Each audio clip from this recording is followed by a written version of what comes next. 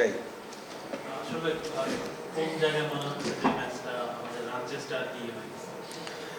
না, সব কিছুই পারফেক্ট ছিল। আমি মনে করি যে আমরা যেভাবে ব্যাটিং করছিলাম, ফার্স্ট অফ অল রাজশাহী যেভাবে স্টার্ট পেয়েছিলেন আর কি, আফটার 4 ওভার, প্রথম 4 ওভার আমরা ভালো বল করেছিলাম। তারপরে থেকে তারা শান্ত এবং তাদের পাকিস্তানি ব্যাটসম্যানরা খুব চমৎকার ব্যাটিং করেছিল।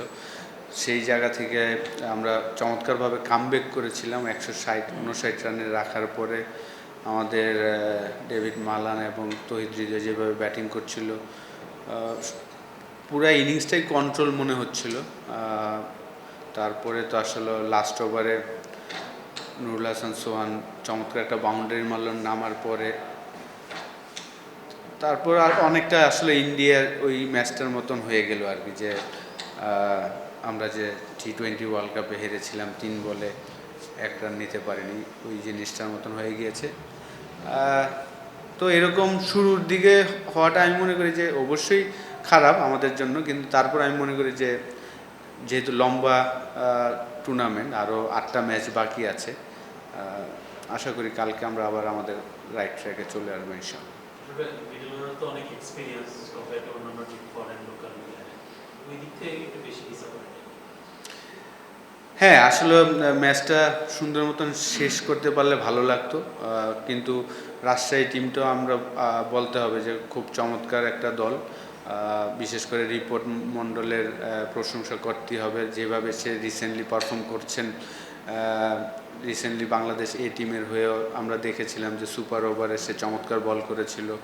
ওই রিদমটাই সে ধরে রেখেছেন এই ম্যাচেও। আমি বলবো যে 20 নম্বর ওভার এবং সুপার ওভারে চমৎকার বল করেছেন। আমাদের যে ব্যাটিং লাইন আপ, যে টিম, অবশ্যই আমরা এর থেকে বেটার পারফরমেন্স আশা করি।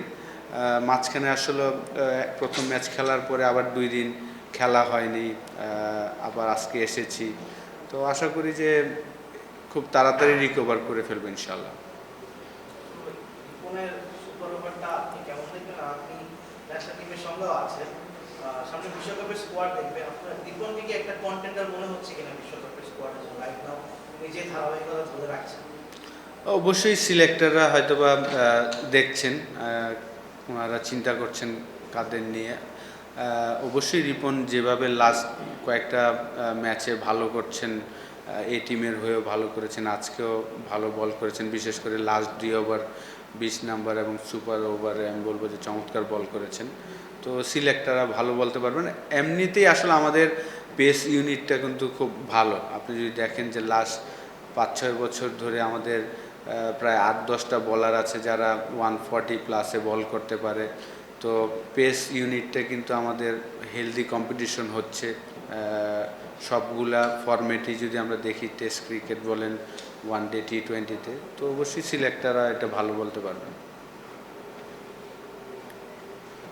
Thank you. ওকে ভাই।